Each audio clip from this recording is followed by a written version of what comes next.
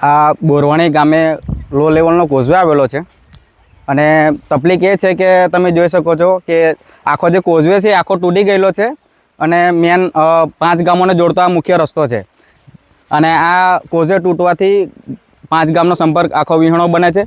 અમારે અવરજવરમાં ખૂબ મોટી તકલીફ ઊભી થાય છે। હવે અમે અમારા પરિવાર સાથે અહીંયાથી અમારે રોડ ક્રોસ કરવો હોય તો એમને ઉતારી દેવા પડે છે। આ તો સારું છે કે ચોમાસું આજે વરસાદ ઘણા સમયથી ઓછો છે, બાકી વરસાદ વધારે હોય તો અહીંયા પાણી ભરાયેલું હોય તો જવા આવવાનો કોઈ પ્રશ્ન ઊભો જ નથી થતો। એટલે આ વહેલી તકે જો આ કોઝવેનું કામ થાય અને અહીંયા તો કોઝવે એવું નહીં કહેતા પણ બ્રિજ બનવાની માંગણી કરીએ છીએ, જેથી તકે જે આદિવાસી વિસ્તારના જે અંતરિયાળ ગામોના જે લોકો છે જે નસવાડી અથવા આરોગ્ય માટે ગઈ બી જવું હોય તો એમને આ સુવિધાનો લાભ મળે અને આ લો લેવલના કોઝવે થકી ઘણો બધો લોકોને સમસ્યા ઊભી થઈ રહી છે। અવર જવર બાઇક જ માંડ નીકળે છે અહીંયાથી તો બારદારી વાહનનો નીકળવાનો કોઈ પ્રશ્ન ઊભો થતો જ નથી। એટલે મોટા વાહન કંઈ માલ સામાન લાવવો હોય, આ સ્કૂલ આવેલી છે અહીંયા બાજુમાં જ, તો એમના શિક્ષકો અથવા કોઈ બી પેલા બાલ મંદિરમાં એમના પેલા અનાજ માટેનો હોય કોઈ બી ગાડી અહીંયા આવવાનો કોઈ આવી શકે એવું પરિસ્થિતિ નથી કહેવાય અહીંયા। એટલે વહેલી તકે જો આ કોઝવેનું કામ થાય, કોઝવે એટલે તાત્કાલિક ધોરણે અહીંયા બ્રિજ બનાવવો જરૂરી છે। અમારા સામેના પટેલ ફળિયામાંથી 20 બાળકો આવે છે, પછી વડોસા ફળિયામાંથી અમારે 10 બાળકો આવે છે અને નિશાળ ફળિયામાંથી આવે છે, એમ કરી 40 બાળકો છે। 40 બાળકોમાંથી 30 બાળકો અમારે આ કોતર પાર કરીને આવે છે। હવે જ્યારે અમારે પર વરસાદ પડે છે ત્યારે અમારે એમને સામેથી એમને ઘરે મૂકવા જવું પડે છે અને બીજું કે જ્યારે પણ વરસાદ પડે છે ત્યારે પણ એમને અમારે વહેલા છૂટા કરી દેવા પડે છે, જેથી અમારે જે સમય ફાળવવો હોય છે ને એ ફળવાતો નથી। આવા જવામાં બીજું તો શું સાહેબ, અમારે પણ જ્યારે વરસાદ પાણી હોય તો અમારે પણ સામે ઊભું રહેવું પડે છે, બીજું તો કંઈ નથી। કારણ કે જસ સામે ઊભા રહીએ એટલે આ બાજુ તો અવાય જ નહીં ને।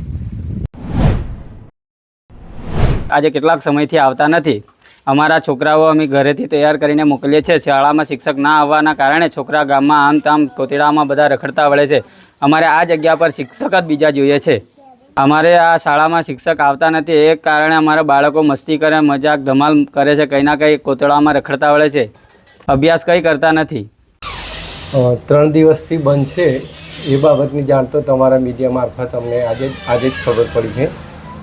હવે એ જે 3 દિવસથી બંધ છે તો જે તે શિક્ષક સામે અમે તપાસ કરીને સાહેબને લેખિતમાં જાણ કરીશું. અગાઉ એમની ફરિયાદ હતી કે એ ડ્રિંક કરીને એવું તેવું આવે છે, એ બાબતે અમે આપણી કક્ષાએથી જિલ્લામાં જાણ કરી હતી અને ઉપલી કક્ષાએ જિલ્લામાંથી પણ નિયામકશ્રીને જાણ કરેલ છે.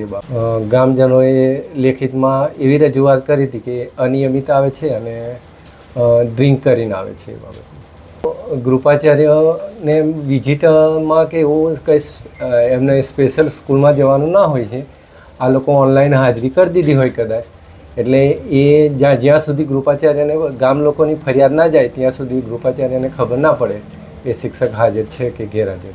ઓનલાઈન કરી છે કે નહીં એ તપાસ કરીશું અમે તો લેખિતમાં જિલ્લામાં રજૂઆત કરી છે. એ જે ગામ લોકોની રજૂઆત હતી એ જ રજૂઆત પ્રમાણે અમે લેખિતમાં ઉપર જાણ કરી દીધી છે અને જિલ્લામાંથી સાહેબે પણ નિયામકશ્રીને એ બાબતની ઘટતું કરવા માટેની કાર્યવાહી માટેની જાણ કરેલ છે. આ સ્કૂલમાં 40 જેટલા બાળકો અભ્યાસ કરે છે અને આજથી 3 દિવસથી આ સ્કૂલ બંધ છે. આવી રીતે પહેલાં પણ જ્યાં અઠવાડિયામાં પણ 3 થી 4 દિવસ સ્કૂલ બંધ રહી હતી અને કોઈ પણ અધિકારી કે કોઈ આજ સુધી આ મોટી ઝરી પ્રાથમિક શાળાનું કોઈ ધ્યાન લીધું નથી. 1 મહિના પહેલાં અમે લેખિતમાં પણ ડીપીઓ સાહેબને એ લોકોને હરૂબરૂ બોલાવીને લેખિતમાં પણ આપ્યું હતું, પણ આજ સુધી અમારી શાળામાં કોઈ શિક્ષક અને શિક્ષક એક આવે છે પણ એ તો અનિયમિત શિક્ષક છે, એની કોઈ ગેરંટી નથી. આવે કારે જાય એનું કોઈ મર્યાદા નથી. આનાથી અમારા બાળકોને ભણવું છે પણ શિક્ષક ન હોવા છતાં એ લોકો ક્યાંથી ભણે?